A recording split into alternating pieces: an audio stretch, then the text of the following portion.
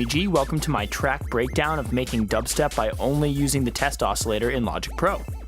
All the sounds used in this track were generated through the test oscillator, and the only effects I used were EQ, compression, pitch shifting, and the fade tool. Today's tutorial goes over how I made the synths for this track. The last two videos in this series went over how to make the drums and how to make the sub bass, and I'll leave the link to those videos in the description below. But anyway, let's get started. The next thing that I have on my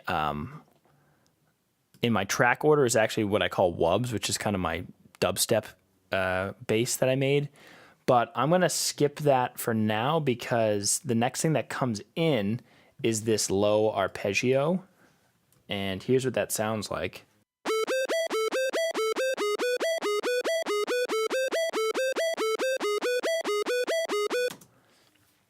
And what I did is I picked a higher pitched square note in the test oscillator, and I'll just show you up here.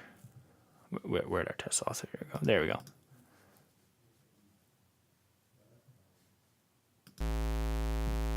So I think I picked, nope, not 220. I think it was 440.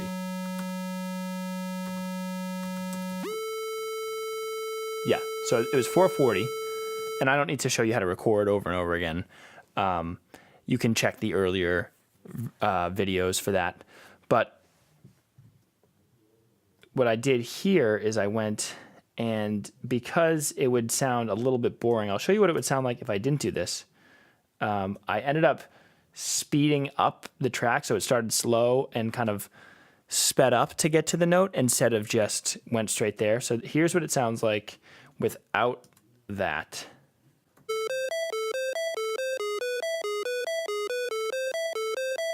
And here's what it sounds like while being sped up.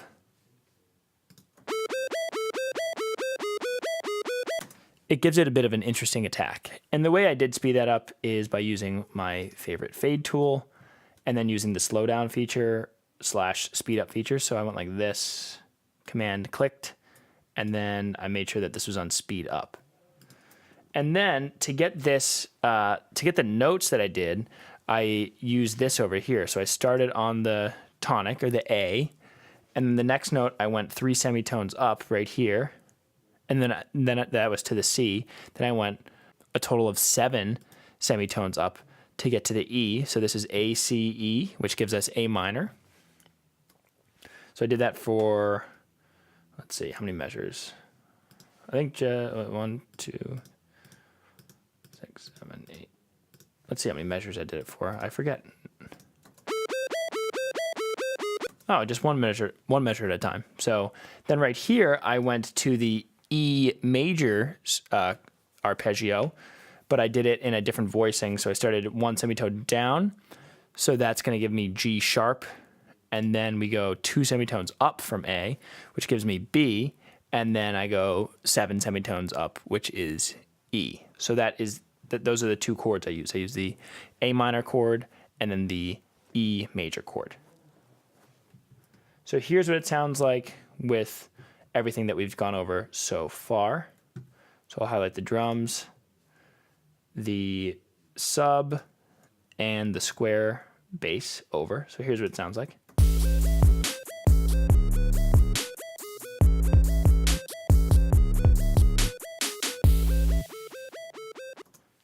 The next thing that I am going to go over is the riser here, and I did that by, once again, using the test oscillator, but this time using the square wave in a different setting, and I'll show you how I did that. But first, I'm going to show you what it sounds like. So here is the riser.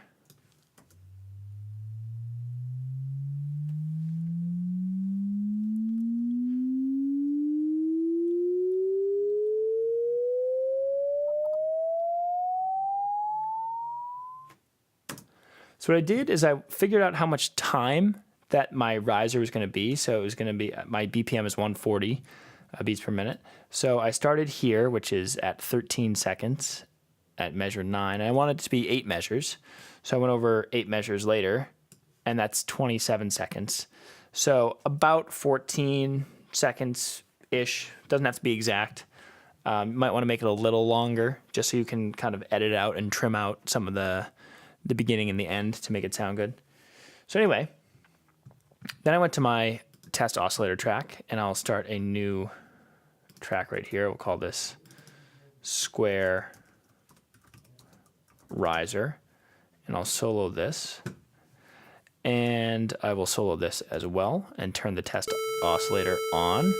Actually, I'll turn it off now. And then we want to go from test tone to sine sweep right here. And since we want our rise to be about 14 seconds, I had it be 16 seconds, just to give myself, like I said, some extra wiggle room.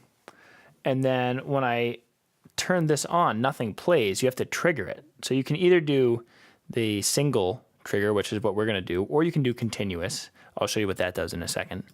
But when I hit this single button, it'll start at 90 hertz and increase to 1.6 kilohertz or 1600 hertz.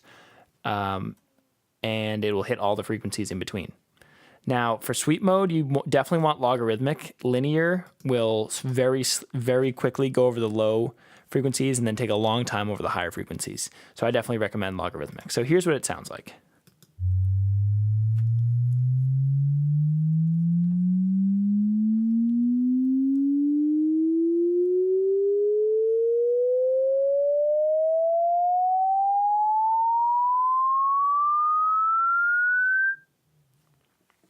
And then it stops. So what I did is I just recorded that sound the same way that I have been doing throughout this whole tutorial series. And I'll just do this really quickly. I won't do the whole thing, but I'll just show you how I did it. I hit record on this track. And then I hit this button. And then it started to record. But anyway, I'll stop that. And then what I did is I took that fully recorded version and then faded it in. I didn't want it to be too aggressive during this kind of quiet build-up part. And then at the very end, as the drums were increasing, I did fade it down here. So I'll show you what that sounds like in context in a minute. But first, I just want to show you what this continuous does here when I turn this test oscillator on. And just to show you the effect, instead of 16 seconds to save time, I'm going to do 1 second. It just continuously goes through there.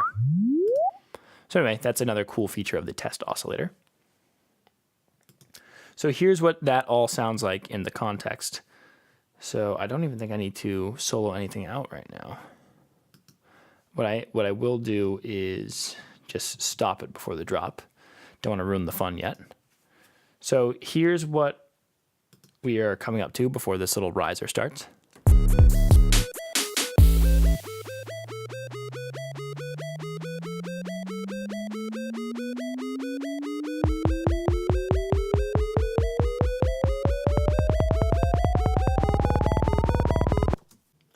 And that's about it for the riser. If you like this video or if it helped you out, be sure to give it a thumbs up. If you have any questions or video suggestions, be sure to leave a comment. If you want to see more content like this and check out my original music, DJ performances, or DJ tutorials, be sure to subscribe to my channel. Thanks a lot.